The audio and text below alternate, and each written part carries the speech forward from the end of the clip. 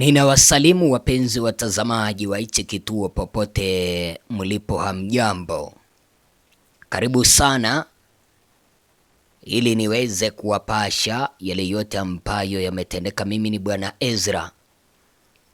Tafadhali jiunge na ukumbi huu kwa kupiga subscription, alafu sambaza kanda zetu kuelekea kwa vikundi viwili vitatu. Samia anazidi kuonja shubiri na makali ya kung'ang'ania uongozi. Huu ni mwezi wa pili unaenda kukamilika, Samia bila kusafiri. Yeye kama rais aliyejilazimisha madarakani baada ya kumwaga damu ya Watanzania. Siku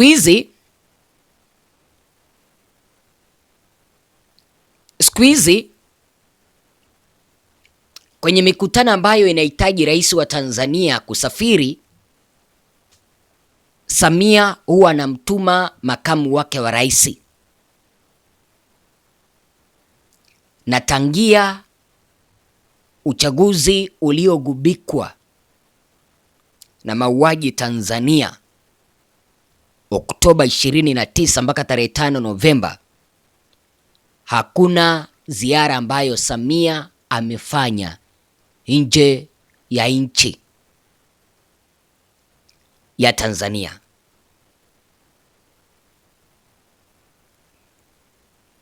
Kwa sababu ninaelezwa hii leo tarehe 21 Disemba pamoja na tarehe 22 Disemba, makamu wa rais Emmanuel Nchimbi alielekea Uganda kumwakilisha Samia Suluhu Hassan kwenye mkutano wa wakuu wa nchi na serikali za Jumuiya ya Ukanda wa Maziwa Makuu. Na huo mkutano ulikuwa unapaswa kuhudhuriwa na rais mwenyewe, hakuenda.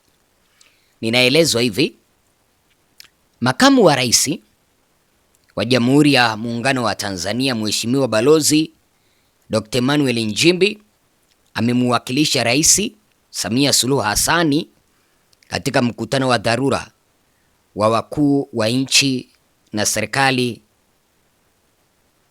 wa nchi ya Jumuiya ya Ukanda wa Maziwa Makuu na nchi wanachama wa mkataba wa amani, usalama na ushirikiano kwa Jamhuri ya Kidemokrasia ya Kongo, eneo la Maziwa Makuu, uliofanyika ikulu ya Entebbe nchini Uganda.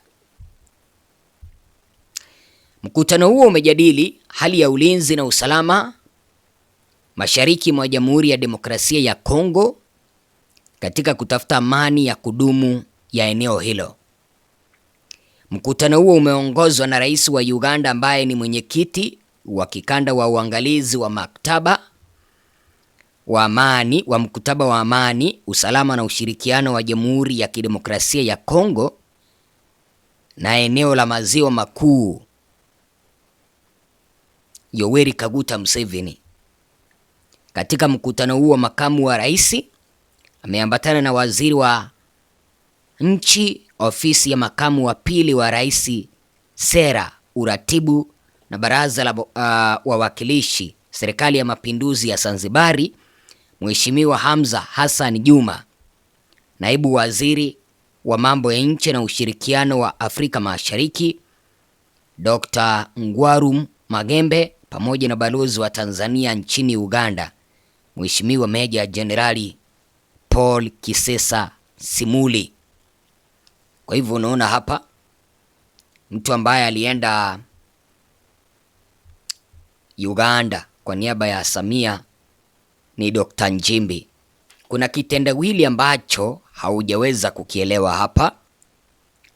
Je, ni kwa nini Samia hataki kusafiri baada ya kuhusika kwenye mauaji ya kimbari Tanzania? Ninataka kuweza kukuchanganulia hilo uweze kulielewa, lakini kabla ya hapo, wacha tu niweze kukuomba kwa moyo mkunjufu, endapo unanipata kwa mara ya kwanza, piga subscription, bonyeza kengele, sambaza kanda zetu kuelekea kwa vikundi viwili vitatu.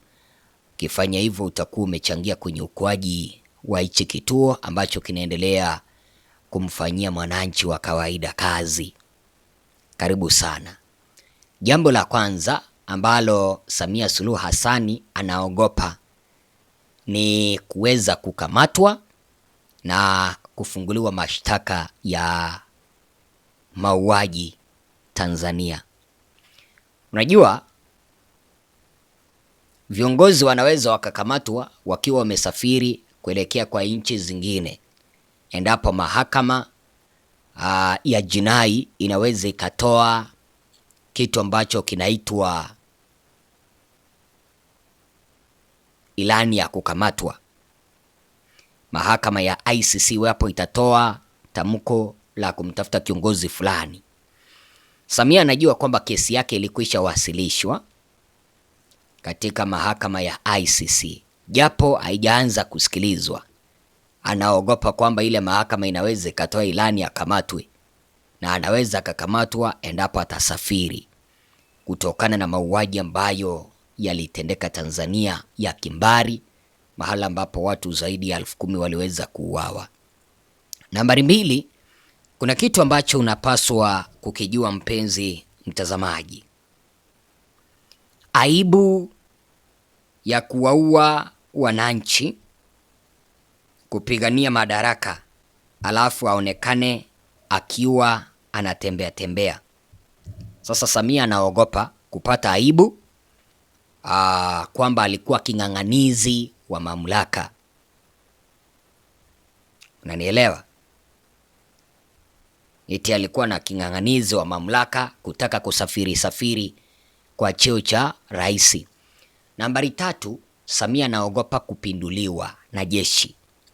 Sasa hivi bado mambo hayajaweza kukua sawa Tanzania, japo serikali hii imejaribu kwa namna moja au nyingine kuweza kusambaratisha kabisa muungano wa wananchi ambao umekataa serikali hii ya Samia. Wamejaribu kusingizia kwamba kuna mataifa ambayo hayataki Tanzania mema ndio wanaratibu maandamano. Kuna mataifa ambayo yanaonea uchumi wa Tanzania mabaya ndio wanaratibu maandamano, lakini ukweli unasalia kwamba serikali hii inawakandamiza wananchi. Serikali hii inawanyanyasa wananchi. Serikali hii inawateka na kuwapoteza wananchi.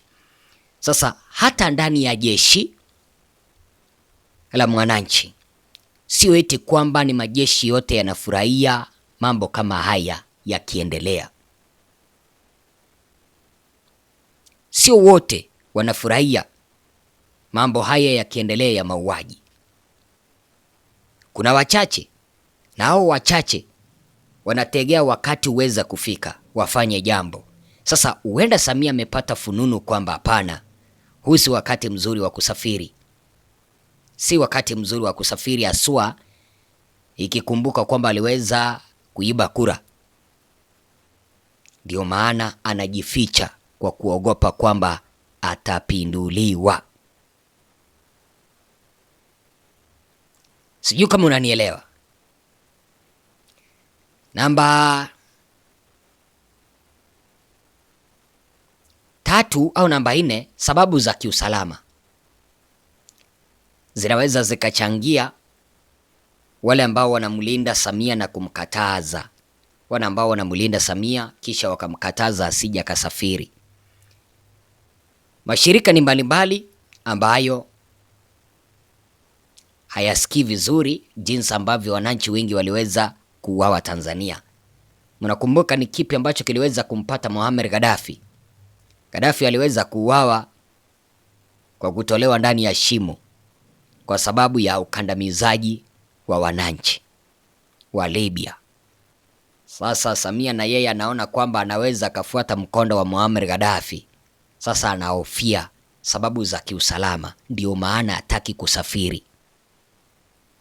Wazo lako ni lipi?